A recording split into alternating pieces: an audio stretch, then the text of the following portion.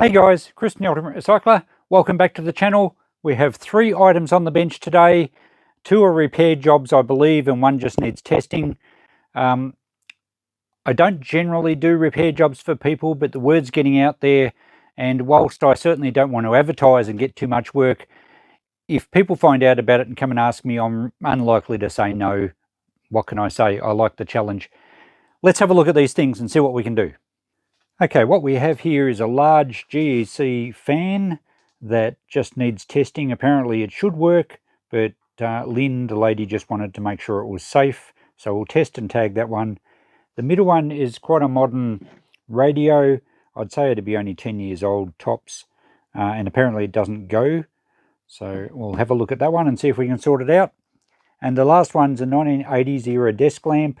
It looks like it's been around through the wars a bit. It's got a few bruises and whatnot on it, but apparently that doesn't go either, so we'll see if we can get that sorted out.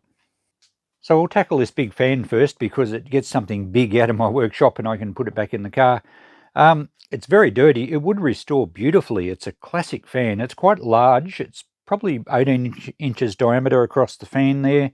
It's a GEC. It's good metal construction. I would say it's probably 1960s. So it's been around for a long time, but these ones are often very well made, and hopefully it's in good going order. Now, Lynn said she thinks it goes, but it just needs, they want to use the thing. We've had some hot weather recently, and she just wants to make sure it's safe. So we'll get the tester out and plug it in and see what it does. Okay, I have my portable appliance tester here, so it's just a matter of plugging the power in to this box that is already plugged into my mains. Now, this is a class 1 item, as it has an earth rather than being double insulated. So we need to put the earth lead on somewhere on the metal casing. I think that should be right. And now we can apply some power, and this tester will make sure that the earth is a good connection, and it also tests the integrity of the electrical insulation and make sure that there's no faults. So we'll turn it on. It's already switched on and it's running. Let's turn that back to, wow, plenty of power, but I don't have an off. Oh, there we go, that's off. So it works fine, it sounds good. And if we have a look at our meter here, I think you can see that we have class 1 earth is a pass, and it says pass for class 1. It also says pass for class 2, but so it passes on all levels. It's got a safe earth, the insulation and everything's okay. There's no faults with it electrically that my machine will pick up, so that can pass as safe. And I'll put a little tag on the cord to say that it's been tested and what date. In Australia, things need to be tested if they're not private use, or if people just want them tested for their safe own peace of mind. We'll just give it another quick run to make sure we don't notice any. Oh, it's flat out. Interesting, it goes from 0 to flat out, and then you've got to turn it further to go to a lower setting. Just make sure it all operates properly. It certainly needs a clean up, but that's not something I am going to do. If it was mine, I would clean it up and restore it beautifully. I think Lynn will clean it up, obviously, but it certainly runs nicely. It's nice and quiet, and yeah, can't fault it at all. I should have mentioned also, as part of the test, we need to make sure that the cord has no nicks or any issues as far as that goes. So there's no physical damage to the cord. Electrically, it's safe. I'll put my tag on it, and this one can go back. Okay, it has my test tag on there now with my details and the date it was tested, so it's right for another 12 months. Well, for private use, it's right anyway, but if you're using it in public situation, they need to be tested every 12 months. Now, this next one was the radio. It's a digital radio, I think, and it looks like it's got a bit of white paper sticky taped to the button. Maybe that's just a visual aid. I think it's for Lynn's mum, so it might be helping. Now, I can't remember what the problem was with this. I think it was no power, or perhaps they put batteries in, new batteries, and it didn't work or something. I just don't remember. But the other thing we discussed quickly was it can actually take a power supply. I think it's 9 volt, and they don't have one, so I'll see if I can find a 9 volt supply for it, because that will be better than running batteries. I think it's used in the house.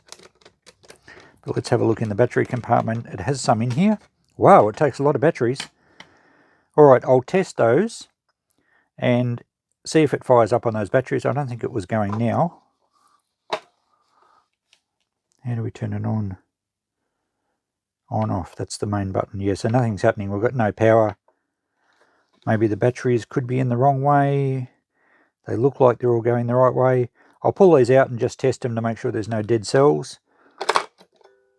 And I can always run my bench power supply into this, hook it up to the terminals and see if it'll work off that. But we'll also try and find a power pack for it. However, it may have an internal problem, so we've got to first establish if we've got a good power supply. Okay, a quick chat about this radio. I've done a separate video on this because it turned out a little bit more involved than what I was thinking, and I didn't want this video to go too long. Suffice to say, it now works, and I've found a power supply for it, so that's a fixed job for Lynn. She should be happy, her mum should be happy, and it works off those batteries. We did actually get those half-flat batteries. Oh, maybe I haven't said that yet. You might have to watch the next video. Anyway, it's working off the batteries that were in it, and I found a 9-volt power supply that can deliver 1 amp, which is fine for this radio. So, beauty, that's fixed. Let's look at the next one. And now the last thing to check of these 3 items is this 1980s Hanimex Desk Lamp. It looks like it's been around the traps for a while. It's got some scuffs, it's got stickers, someone's glued a badge there. It looks like it's had a bit of liquid paper fixing up a bad scratch. But that's neither here nor there. Let's see if it works. Plug it in through my appliance tester and turn it on. Nothing. Switch feels okay. I don't know which way's on and which way's off. Let's check the tube and make sure it feels like it's in the retainers.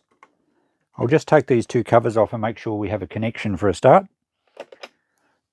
I'll turn off the tester. Of course, it could be just a blown tube,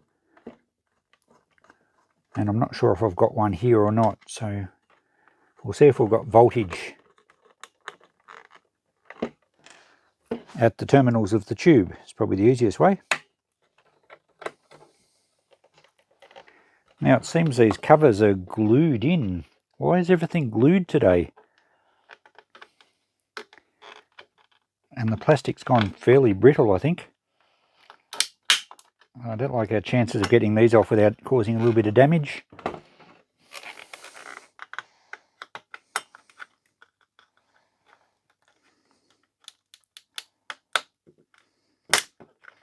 Oh, it's cracked the plastic, it's all brittle.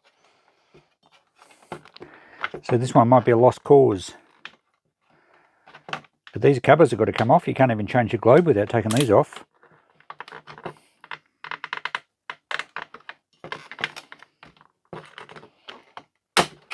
Oh, there we go. I think that's been glued on. I can smell glue. Okay. Well, that one's still savable, but it's broken the tab off. Let's try and get the other end off.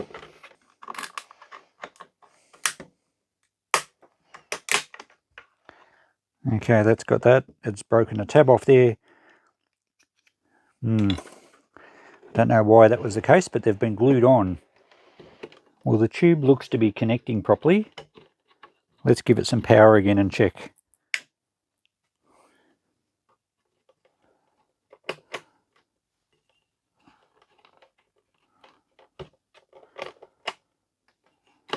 Ah, there we go.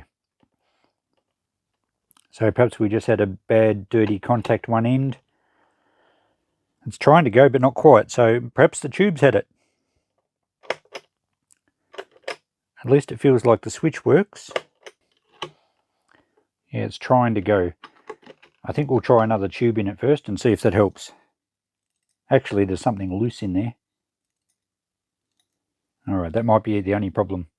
So just back from rummaging through the shop storerooms, and I knew I had a couple of these old tubes somewhere. They've probably been rescued from these sort of lamps that weren't worth fixing. So it's an older tube, but it should be okay. Now I don't remember if we have power on or not at the moment, so I'll be careful. Oh, there we go, it's on and it's working. Beautiful. We're probably getting some weird stroby stuff through the camera, are we? Yes, we are. Turned off. On, there we go. That tube looks good actually.